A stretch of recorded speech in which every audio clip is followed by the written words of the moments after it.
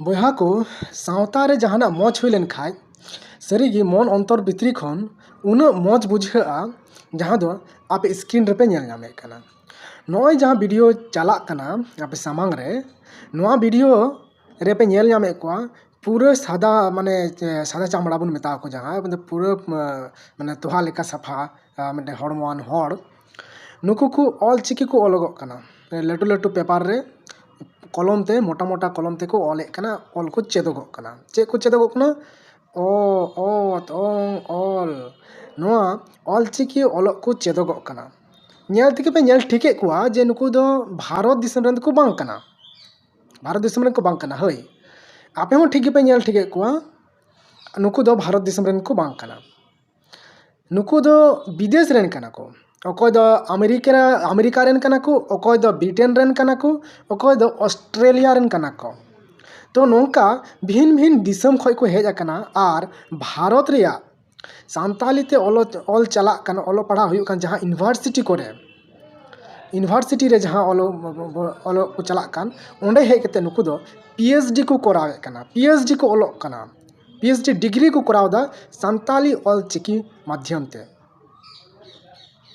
सांताली माध्यम ऑल चिकी ते के नुकु पीएचडी कराव लगी को हेज अकना विदेश खन पढ़ा लगी सांताली यूनिवर्सिटी करे ओना हो सनाम यूनिवर्सिटी करे गे नोंका सांताली तिना यूनिवर्सिटी मेना का अब भारत दिसम रे अडिगान हेना जहाँ दो ऑल चिकी ते सांताली मीडियम ते यूनिवर्सिटी को मेना अब भारत दिसम रे अडिगान मेना जोतो स्टेट रे गे मेना कदा तो विदेश खन को हजगो कना नेतो ऑल चिकी चेदोगो लगी सांताली भाषा ते पीएचडी लगी और डिग्री को हमेट लगी ताकि नुआ सांताली भाषा ते पढ़ाव कते ऑल चिकी ते ऑल चेद कते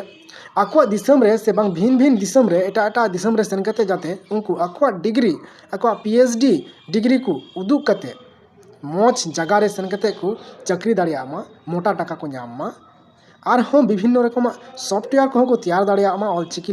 लिपिते नोंका लगी नुकु को कुरुमुटु कना तो अडी गौरव बुझा अडी रस्का बुझा नोंकाना वीडियो नेल कते से नोंका जदि समाज रे अब सावता रे लाहा लगी नोंकाना पॉजिटिव नोंकाना मोच जहाडा किछु हुई लेन खाय अडी रस्का निकेव किदा अडी नापाय बुझाव किदा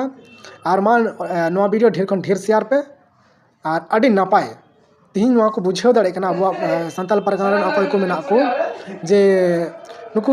ऑल चिकी को विरोध कन नुकु को बुझाव को पे नुकु को निया वीडियो सदर को पे इदियो को पे ताकि बुझाव दाड़िया जे बांग नको विदेश रन हजू कना को ऑल लगी पढ़ा लगी ऑल चिकी दो तो आले हो चेदो लगाव लिया रील्स बनाओ कुड़ी गिद्रो बाय ऑल बाय पढ़ा उनी दर चे बड़ाया पढ़ा रिया ऑल रिया और भाषा रिया अकोय पढ़ा आए उनको विदेश खन हेड केते हो विदेशी कना को संताड़ी को बांग कना विदेशी कना को हाँ इटा जाति कना को उनको लैंग्वेज जुदा गया उनको जाति जुदा गया उनको धर्म जुदा गया सामान किछु को जुदा गया दिसम जुदा गया एन रहो उनको संताली भाषा तिया ऑल चिकी को पढ़ा कना इन रस्क रिया कथा कना मा इनखान ये वीडियो ढेर गे शेयर तबन पे और बेस नपाय तहन तबन पे और ऑल चिकी ते आपे हो भीत करे वाल करे आपे शिल्पिंग करे पोताव पे ऑल पे चिकने पे